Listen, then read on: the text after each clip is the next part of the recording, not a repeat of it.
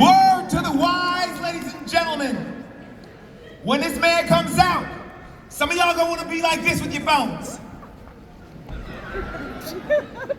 Let me make a suggestion to you. Don't do it. Make some noise for this man. He's going to have you blow the roof off this place for yourself. If it's this, he gonna dip out, all right? Y'all gotta blow the roof off this place like you never have before. Got it? Yes? Yeah. All right.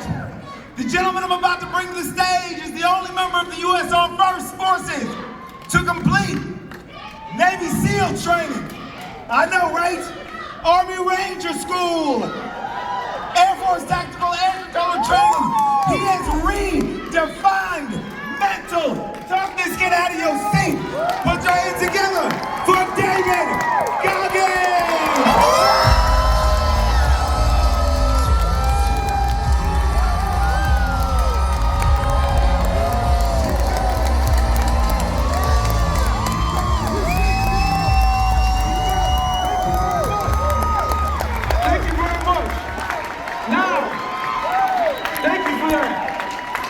As many of you know, I'm all about energy. Alright? And I heard you sound like a pretty energetic crowd. Okay? But if you want the best out of my motherfucking ass today, I need a lot more than the shit I just fucking heard. So at the count of 3, what we're gonna do is we're gonna open our motherfucking skulls open, okay? All of us, just visualize this. If you don't like cussing, you might as well get the fuck out now. Visualize this. And I love me some God, so don't question, don't fucking think it's because, oh my God, what's wrong with him? So think about this. Visualize this, ripping your skull open, so it's nice numbers we can put this energy that we're about to give in your skull, so in those dark moments, you can open that motherfucker up and get it so you can get after it, all right? On the count of 3. And hey, those cool people who don't want to yell, don't be cool today, okay? Yell your ass off. 3, 2, 1.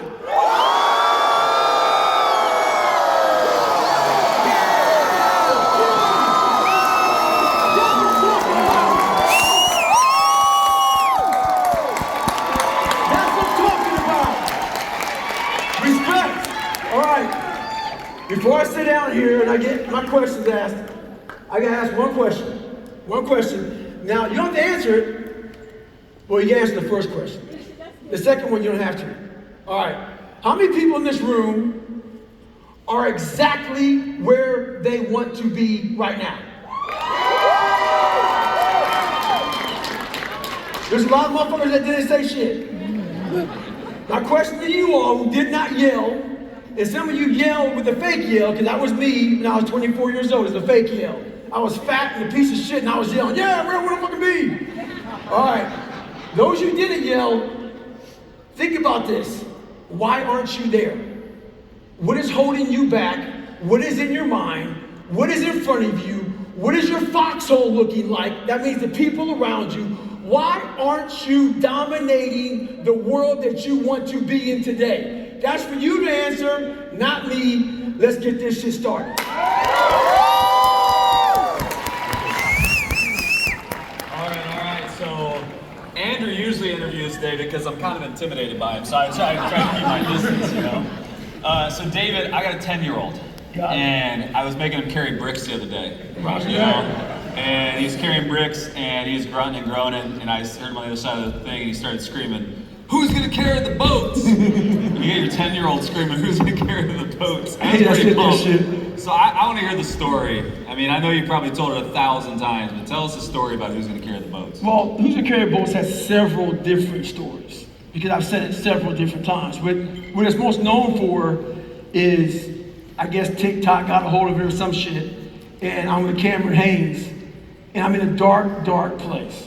Like, we ran 30-some miles that day. Then we're in the gym and we're just lifting like tons of reps. And I get to a point in this situation, it's like our last set, and I think Cameron got like 18 and his son got like 17, and I've been averaging that. 18, 17s. But at this time, man, I was like, I'm done, I'm tired.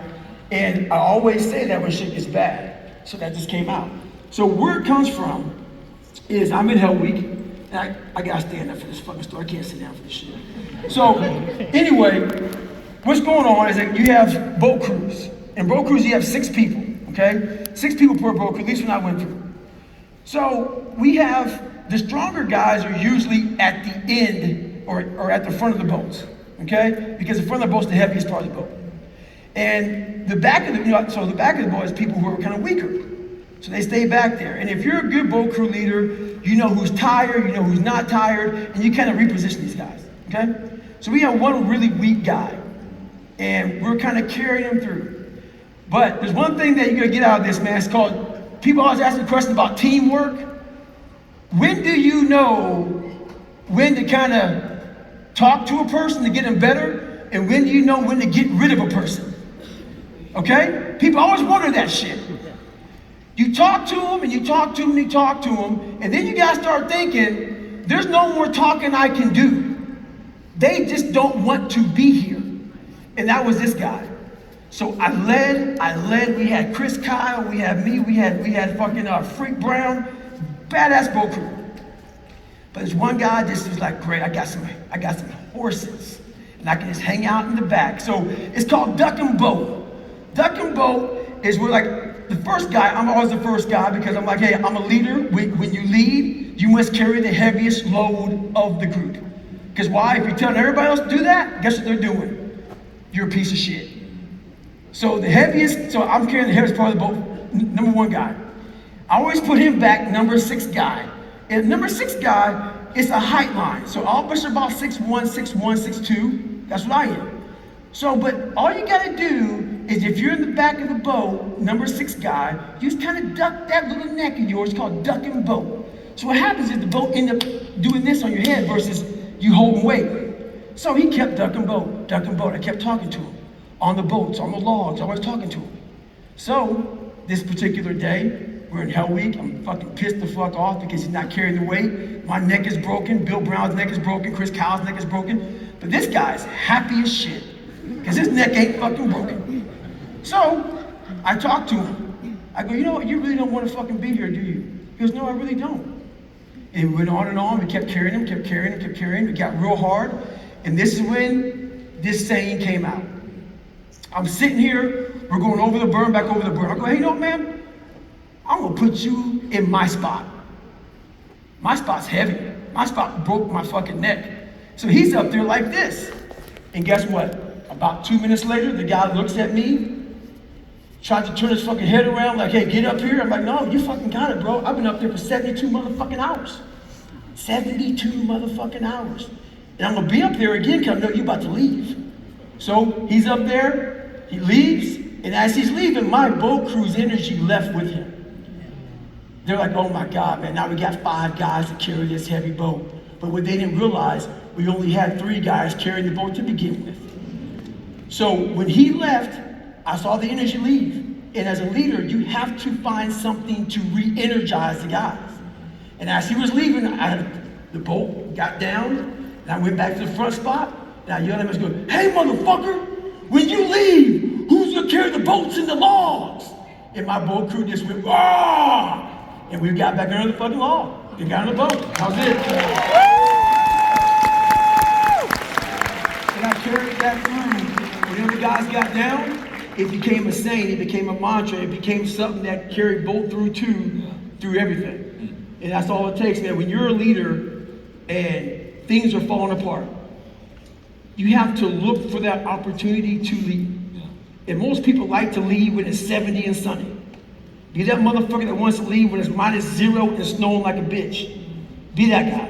And that's what I was looking for after I grew my balls. And that took a while. So I'm not up here going, look at me. Because I was once way the fuck down there. Yeah. You still say it? I said it one more time in that video. Yeah. And I said it, and I'm like, it just took off on TikTok, man. And I'm like, and that's the real me. Yeah. When I start getting in that pain cave, this energy comes out. Like when I get on stage, man, I cannot get on stage and not cuss. Mm-hmm. because that's just the energy that flows through me. Because there's a lot of motivational speakers who come out here and speak to people. And they speak to people about bullshit. They're totally fucking you over. Because they ain't doing shit. I know most of them ain't doing a damn thing. They ain't living a life. They go home and they say to themselves and all their little board of people, what the fuck can I say to motivate some people today? Because I ain't living this shit. But I'm gonna make some damn money somehow. So let me see. I don't do that shit. Everything that comes from me comes from the dark, dark place of trying to grind and trying to get somewhere where I gotta go. And that knowledge comes from that. So I gotta bring that to these people. It's really good. It's really good. You have done a lot of hard things that the world would say is hard. Right. You keep pushing yourself to do more hard things. You're pushing yourself today to do hard things, but was the hardest thing ever when you talk about being fat, overweight, was that the hardest moment, or was the hardest moment some 100-mile race, or was the hardest moment Hell Week? Like, what's the hardest thing David Goggins has ever done?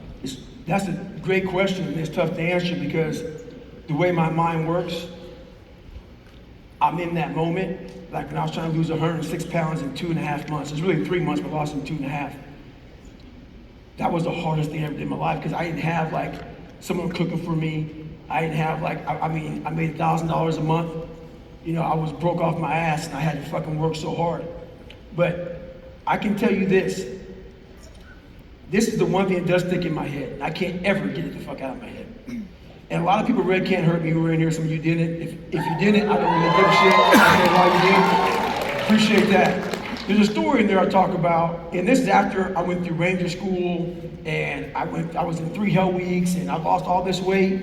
And what that did for me was a lot of us, you know, we tell our kids, you're good, you're great. We build their self-esteem up.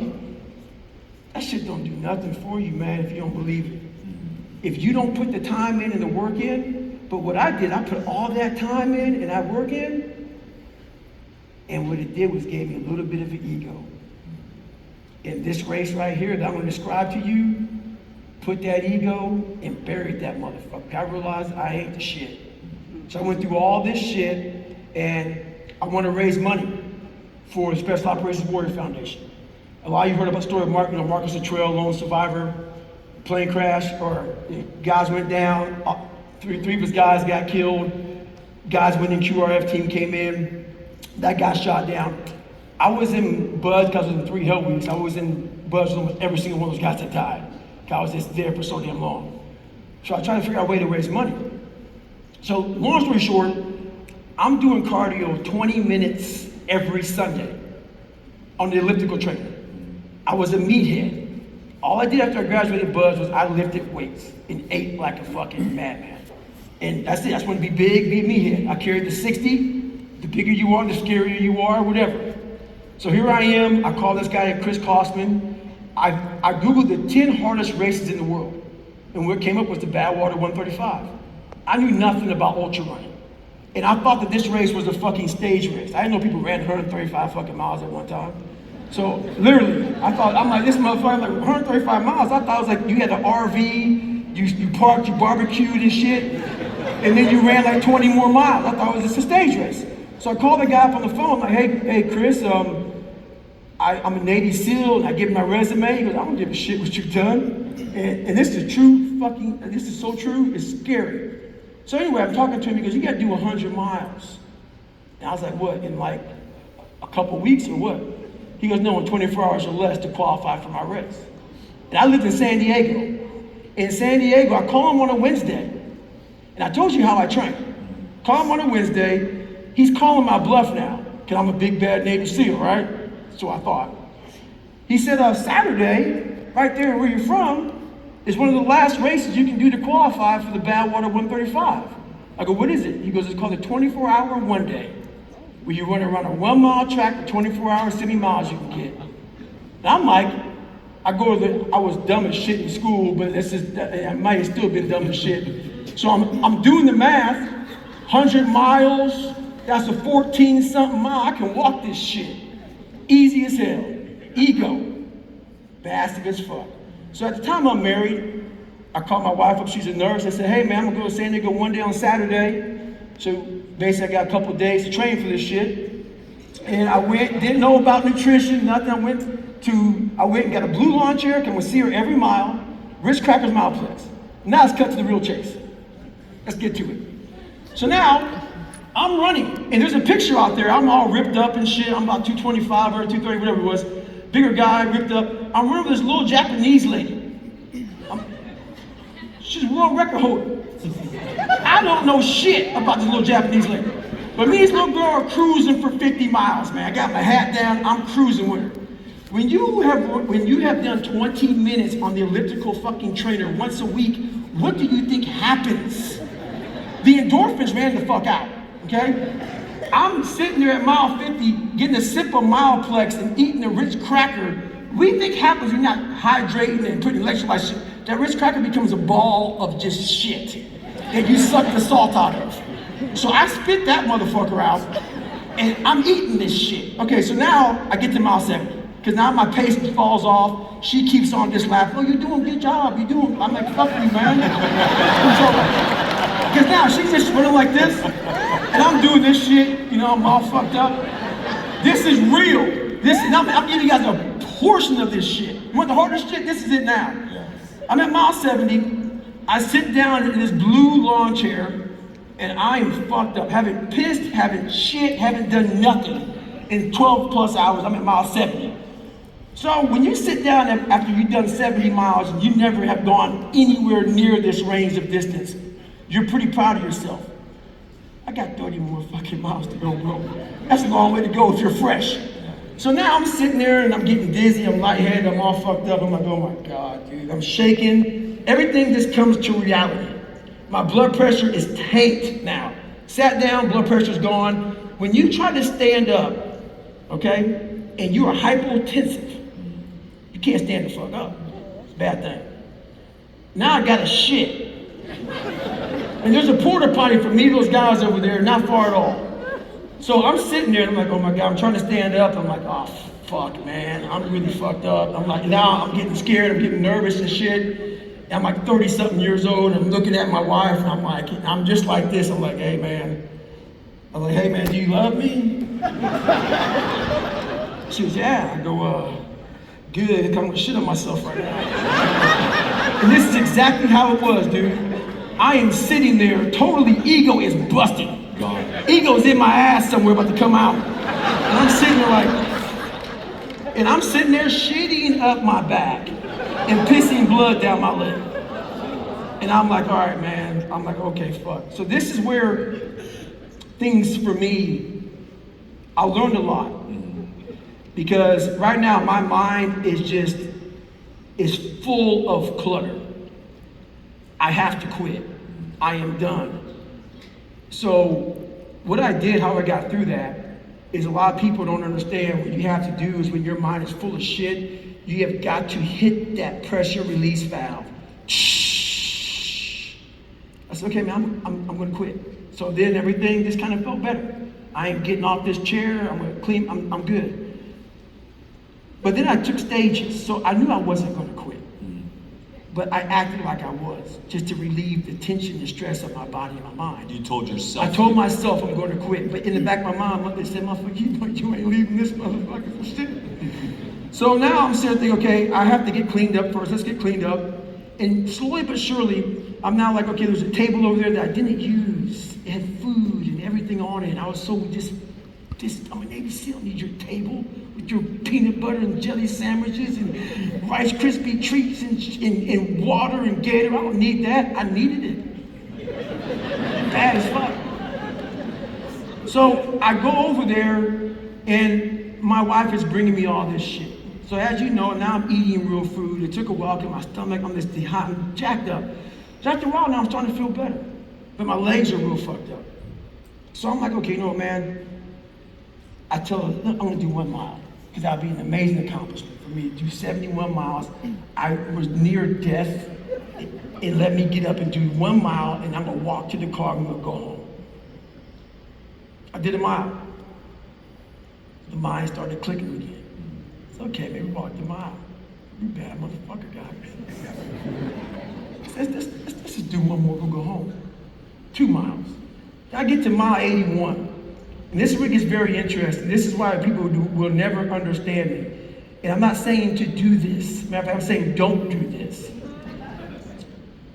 But I did it. You gotta turn that phone off, dog. You can't be having that ringing this motherfucker while I'm talking. God, rude ass motherfucker. All right, so I'm at 81. And she's like, hey, you're not gonna make the time. If you keep walking and stopping and doing all this shit. So at this time, this is when I realized, okay, let's see if we can run. I ran the last 19 miles of that race, averaged a 10-minute mile. Wow. And did 101 miles in 19 hours and 6 fucking minutes. Right? And I drew that out so long for one thing. Along the way, I came up with this 40% rule. And it's this governor that we have in our brains. The governor I had in my brain when I was 24, and I was abused, and I was called nigger, and I was fat, and my dad beat me with a belt buckle, and I couldn't read and write to it. I had this governor on my brain because right now, if I didn't take the governor off, I would be that fat black dude working for Ecolab spraying for cockroaches to this day. Because it's amazing looking back, it's the scariest thing in the world for me, knowing that that was David Goggins. And I could have died that guy versus this one. So what we do is the brain, as you know, cars, back in the day, they had governors on them. And if you go so fast, 97, it says 130, but at 97, we're gonna start kicking you like this. You ain't going no fast, you ain't gonna chase that Corvette. That's what we do to our brains, but instead of Ford or Chevrolet being the factory, we are the factory. And we put these governors in our minds, and we keep them there. And the more pain and the more suffering, the more toxic shit that happens to our lives, it brings us back to this fucking governor. And you have to know how to release that governor and get your full potential. And that's where I realized that I was living, after all the stuff I went through, I realized that that was my thing, man. I had this governor in my mind, and it kept getting set somewhere in my life. So I took that bitch off. Do you do that by, you talk a lot about like incremental versus like trying to tackle the whole thing. Is that one of the steps that you do? Yeah. Just those little incremental things like I gotta go do one more mile, I gotta do Yes. 2 more. Is that how you release that 40%? So how you release it is you get yourself to a point where you're not comfortable. Where your brain is saying, okay, man, we're good. And then you just hold on. Hold on for a little bit. And what happened, so after I did that race, so I signed up for a marathon. My first marathon was to be a Las Vegas marathon, but so happened I did a 100-mile race before I did a marathon, which is the dumbest shit in the world. But what happened was this marathon was 2 weeks after my 100-mile race. If you read Can't Hurt Me, you know how bad I was after that race. I could barely even walk. So I told my mom, you know what, I'm gonna walk it with you.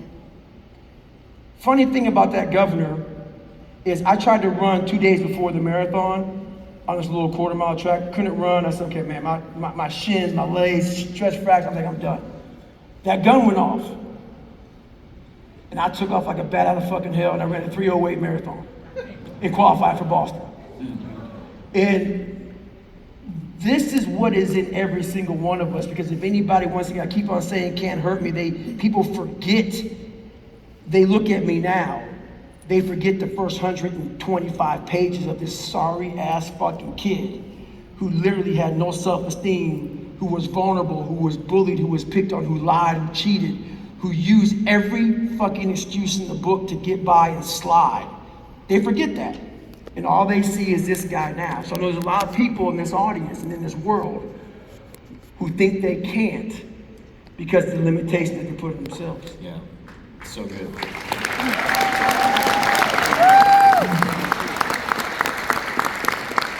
You often will tell the story about the cockroaches and drinking this milkshake. You always talk about this milkshake. Do you ever miss the milkshake? I mean, like, hell no, bro. A good milkshake. I mean, a good milkshake every is no once joke. in a while, you don't go back and like get the big milkshake. No, man. But so, do you want that? Do you want to hear that story? Yeah. All right. Have you guys ever heard the cockroach story? Okay. Yeah. All right. You gotta hear this. All story. right. So people want to know how the hell did I become a Navy SEAL? Okay. So, damn. People fired up in this motherfucker, yelling out shit. All right, so this is how it happened. So basically, I joined the Air Force. My best friend's in here somewhere. He joined with me. He went to the Marine Corps. So I joined the Air Force, and I went from 175, because I didn't end up making it through pararescue. Pararescue Special Operations. Damn, you fired up, girl. 175, so I didn't make it. Went from 175 to 297 in about 18 months. Depressed, all kind of shit. So I got out of the military. My best friend never saw me at this weight. I was ashamed of myself. I hid it from him. He thought I went on to become a pararescue man. I didn't. I went on to be an Ecolab pest, terminator. And I was a cockroach terminator, all right? Cockroach sniper. But I hated fucking cockroaches. So when you're living a lie and you're not who you want to be, if you have any kind of character, self-esteem, pride in yourself, it stays right here and it haunts you. So it did for me. I was a coward, I was afraid, I was all this shit. That was the real David Goggins. So this is one of the days I tried to invent Goggins. So I come home from work one day, working for Ecolab, and I would go by Steak and Shake, and they had this massive cup. It wasn't made for chocolate milkshakes, but me and the manager were real cool. I sprayed the shit down. I said, man, fill that bitch up with the full milkshake, and it became a thing. So every stop, every night for work, he would make my thing, 42-ouncer of chocolate milkshake. And then I would go across the street to 7-Eleven, get a box of mini chocolate donuts. I had a 45-minute commute home. I'd eat all that shit. I'd have some shake left. That's a big ass shake, even for a 300-pound man. And just a little tidbit off of that, when I got home and showered, I'd go to my mom's house and eat 8 cinnamon rolls, half a dozen eggs, almost a pound of bacon, and chase it down with some fucking cereal. That was my breakfast, all right? So anyway, let me go to this. One day I come home, have my milkshake, put it out there outside my shower, come and take a shower, get all that cockroach shit off of me. And even though I didn't spray in the whole, I didn't do my job very good, because I didn't want to. So anyway, I come out of the shower because I'm hearing this show on Discovery Channel, History Channel, one of them channels about the world's toughest training. So as I'm coming out, my towels, they were never made towels big enough for my fat ass. So I was pinching that shit like this. I walk out and I'm watching this show with my milkshake, and on this show was these guys going through Navy SEAL training, class 224. And anyway, it goes from like 200 guys down to the last bit of guys. Not a white, not a black guy in sight. I was a 36th African American over 70 years to make it through Navy SEAL training. So, thank you. So anyway, here I am. I'm watching this show, and this is what kind of changed my mind. I was being haunted, but this kind of woke me up. These 18 guys graduate, and I'm seeing them graduate, and he's like, okay, this guy, command officer, gets up there for the graduation speech. He says, we live in a society where mediocrity is often rewarded. These 18 men up here detest mediocrity. There's a lot of things people say that just go right past your ears. Everything people said to me went past my ears. I didn't give a shit. I was abused. I was messed up. I was just you don't know my life. No one knows my life. Problem was, a lot of motherfuckers knew my life because they lived it. And then he says that, and my mind starts to click. I'm not even mediocre. So what do you think a 300-pound, non-swimming black guy does? Let's go try to be a fucking Navy SEAL. Dumbest shit in the world. So I'm calling these recruiters up, and I finally get to the last recruiter that accepts my call. Everybody, literally, they said, you're fat, you're black, how much do you weigh, laughs, all kind of shit. So I get into this guy, Steven Saljo is his name. I like name dropping in case you want to go check it the fuck out. So I step on the scale. He was nice enough to say, okay. In front of the scale was a height weight chart, 6'1", 191. I was in the Air Force prior service. He had my age, did a little calculation. He goes, look, man, I'm sorry, I'd love to get you in the Navy, man, but you only have about 3 months to lose 106 pounds. I said, roger that, fuck that, I'm out. Grab my milkshake. And I said, now my goal is to be the best Ecolab fucking guy. Maybe I can become manager. That's my new life. I'm gonna be a badass pest control sniper. So I started doing my job. But in this restaurant here, I signed a confidentiality agreement, so I can't say the name of it. Country Buffet. So, in the back of these fucking restaurants, you know, it's a lot of it is fucking nasty. Roaches, cockroaches, and shit, it's everywhere. But you have to be a good pest control guy to snipe these things out. So when I was taught, they said, okay, like literally, I've been working here for like 6 months. This is my really first day on the job. Because I would go in the kitchens and eat the fucking food, and I'd just be chilling out on my phone, kicking it. So anyway, here it is. They have the best brownies in the world, but the nastiest kitchen. So I get a brownie, have my mask off my head, I'm eating my brownie, just chilling out. Behind the sink, there's a wall. Behind the wall, or in the wall, there's these holes. They say, find holes in the wall, put your wand in there because you want to flush out columns, okay? Whatever. So I'm eating my brownie. I put my wand in one of these holes. I'm trying to focus, my brownie falls. When you're a fat motherfucker, there's a 20-second rule. So as I'm bending down to get my brownie, my arms, just Google fat boy picture of David Goggins, that is me. It ain't nobody else's me. And you'll see my fat ass come up. So my arms were massive. So as I'm leaning down, what do you think's happening to that wand? The wand's in the hole, I'm pulling that damn fucking lever to fucking get the spray out, but I didn't know it. Get my brownie. Before I come up,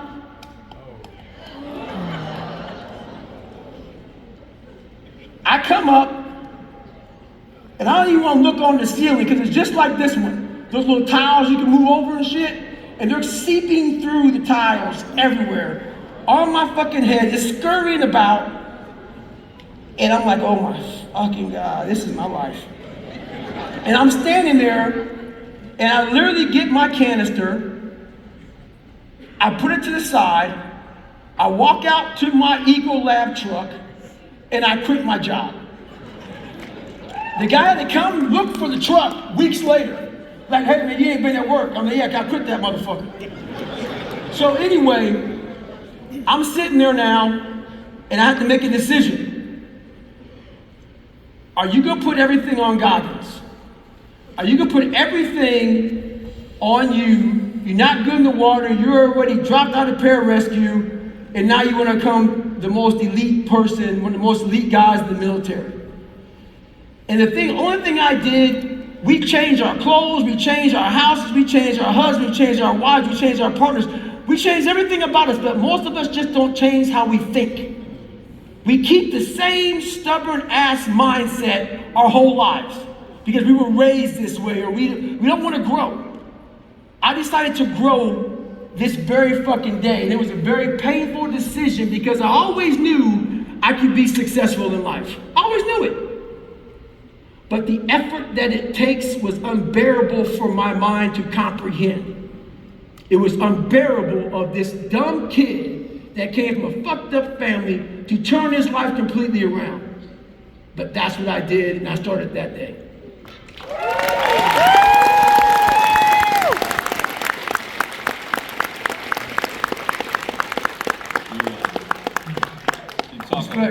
You talk a lot about ego. Is ego important? Is ego bad? How do you look at ego?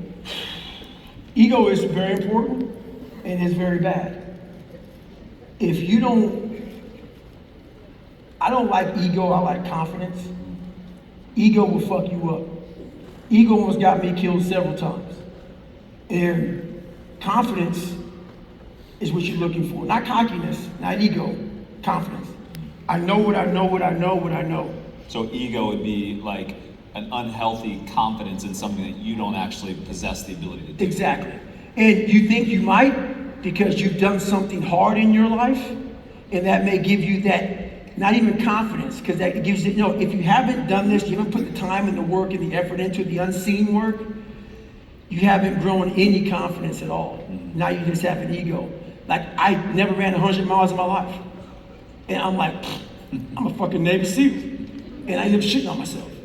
You know what I'm saying? It's that, you know what, I'm gonna tell you that. The worst thing about that situation, now I'm sitting in that chair, My ex-wife looks at me, and it's the worst thing a black man can ever hear. Worst thing. I'm gonna tell you what it is. She's sitting there and she goes, "You're starting to turn white." And I was like, I know I'm fucked. Something's really wrong. Something's wrong. Something's really wrong. This has been an amazing crowd today. What do you think about letting one or two of them ask some questions? 100%. You good with that? Let's do it. We got a few minutes. Let's Damn, open up for one or two. Let's get this Marine right here. You Marine? This dude's ready to go. We got a mic? Let's do it, man. What's your name? My name is Henry Casman. Nice to meet you, brother. Can I shake your hand? Yeah. Respect, brother. Appreciate you. Thank you. Now don't fuck up, man, because you getting filmed right now. I mean, she dead in your face, too. So my question for you, when you wanted to kill that version of David Goggins, the 300 combat, right? Yep. What was that schedule? What was that mind? Because it was a switch, Yeah. right? Yep. What did you do?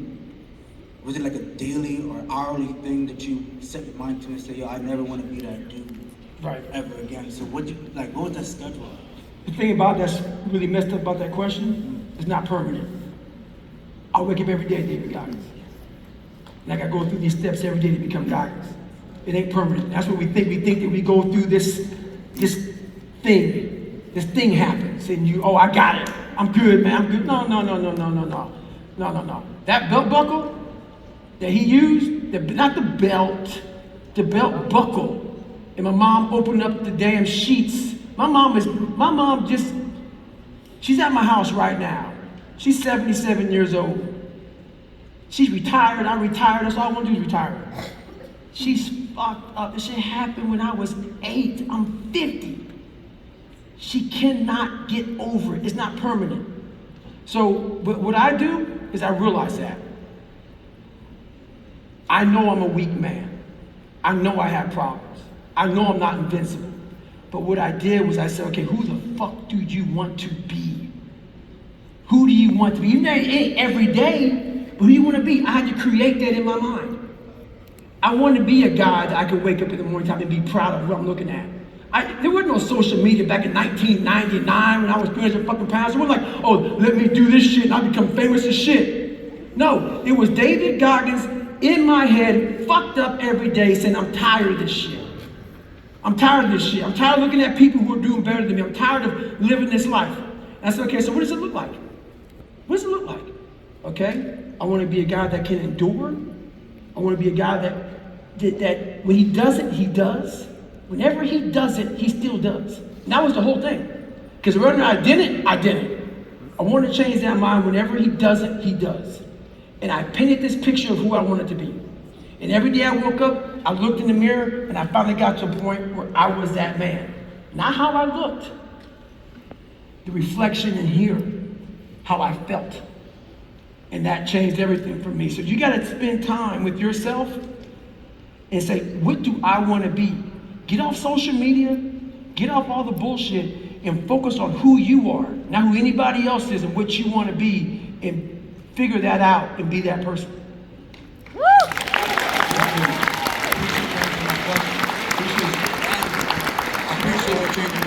Thank you, my friend. Thank you so much. You know what? We'll go right here. I'm gonna get one. I got you in the back. Stand up. I'm gonna get you next. Yep. Yeah, you right here. No, right here. Right here. There you go. Behind you. What's up? Hi, how are you? What's up? I was wondering if I could. Man, you can't talk me out. You're saying your fucking name. My name's Juan. What's up, Juan? You want a handshake? Yes. What's up, brother? How you doing, man? Nice to meet you, man. I was wondering if there was a specific person in your life who inspired you to be who you are today. I wish. My mom, damn, that's a fucking deep question. I didn't have anybody. Was it just I had to, a lot of you young kids don't know how to dream, don't know how to imagine. Like when I was playing, I played by myself a lot. I was able to imagine, dream. I wasn't caught up in swiping up. I was caught up in trying to be somebody, so my mind was able to think, visualize, see things, paint pictures. I was able, what the big problem is with, how old are you, 20? I'm 16. 16. Remember this. Dream big, but don't make dreams your master. You know what that means? No, can you explain? Okay, listen to this. I was a dreamer, and all I did was daydream. Until you put the work into what that dream is and make that reality, that's when it changes. So no, I didn't have anybody that guided me somewhere, but I made those dreams my reality by putting the work in. So if you have somebody in your life that's guiding you that way, that's great. If not, and you fail, it's because you failed. Okay? I hate that reality, but that's the reality that I had. That's the reality everybody else has. Do not blame anybody for the fact that you don't make it. Because you're here today. You've heard some successful people. Have you read Can't Hurt Me? I have the book, I haven't read it. Okay, that's fucked up already. So, you're already fucked up. But you're 16. And at 16, I was all kind of fucked up. So, if you ever get in a dark moment, open that book and realize you ain't alone. All right? So there you go. Thank you.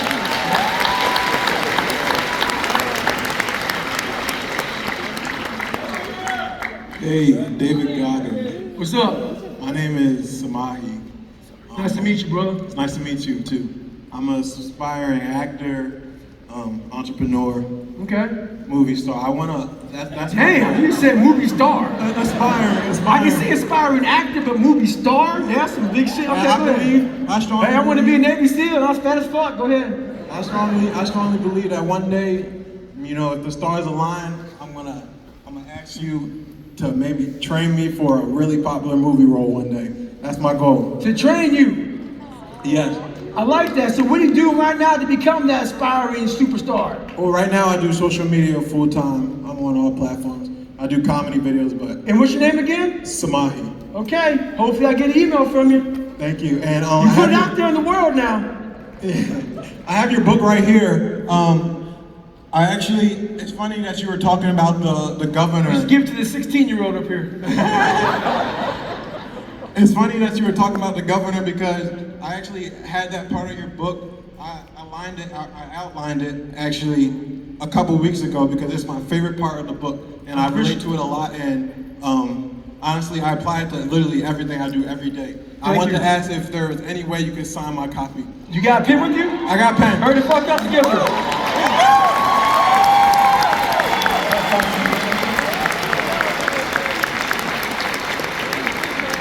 We got time for one more question. Now, you done read this book, boy.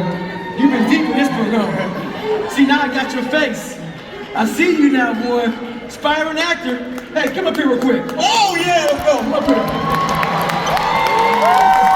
Aspiring actor right here. Right here.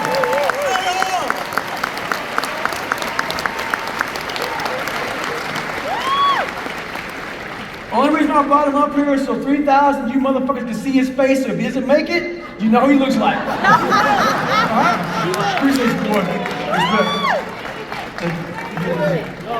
Alright, you right here. Alright. Okay, you know what? See, I haven't asked any females questions. I'm gonna get you, real quick, what's your question? My name is Celeste. Nice to meet you, Celeste. Hypothetically, you have 5 days left to live. What's next that you really must do before you go?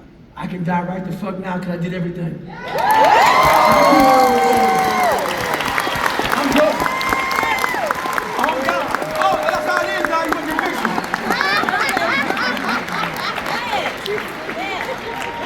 I'm good. All right. You know what? I gotta go. I'm sorry. People right there stand up doing this. Guys like Jeopardy and shit. What's that? Is it Jeopardy? What's that one show they run down the damn aisle? My name is Gina. Price is Right. How you doing? Nice to meet you. Man, you gotta get that breath. My name is Janai Moore. I do track and field, and I was wondering, as an athlete, how would I help my teammates or assist them in flipping the switch in their mind to help them become a better and more intense player on and off the court. So you're looking to be great and you want people to be great around you, right? Okay, this isn't for everybody. This isn't for everybody, but this is for you. It's a fucking mindset. My hair's gonna start standing up in the back of my neck and this gets me fired. This is what it's all about. You can't talk about this with everyday people. You wanna be a bad motherfucker? You wanna go to that limit where someone's life ends and yours begins? When you're running, and you can hear their breath, and you take them to the point where their breath gets so out of panic that it makes you feel good because you know you're about to drop the fuck off my pace. You know what I'm saying? That's the mindset you're looking for? Is that what you're looking for? Yes. That's taking souls, baby. That's taking souls. You gotta put that extra work in, and your teammates gotta see you going the extra mile because you want you see track, right? Yes. You want every motherfucker on your left and right, you want to hear their breath. And as it disappears, all you do is, as they're going behind, you reach back, because guess what you're grabbing? Their motherfucking soul. You take it. It's a mindset. It's how you condition your mind for war, for a battle. It ain't carrying a weapon. It ain't carrying a weapon. Every time you line up in those gates, in those blocks, you gotta look to your left and your right and say, you know who the fuck you dealing with right now. That's what you gotta bring your team. Motivation is bullshit. Drive, determination, the facts. That's the reality of it all. Give your team facts. Make them work so fucking hard that when they show up to the match, to the meet, to the track, they know ain't nobody on this line done what the fuck I'm about to do today. All right? Work. Good, all right. All right, one more. Hey. All right, let's go back in the back right there. Right there. You right there, stand up. I know you all hate black and white. Hey, I'll be here all day if I can be. Right there, stand up. Yep, right there. On the chair, you cannot miss. You cannot miss.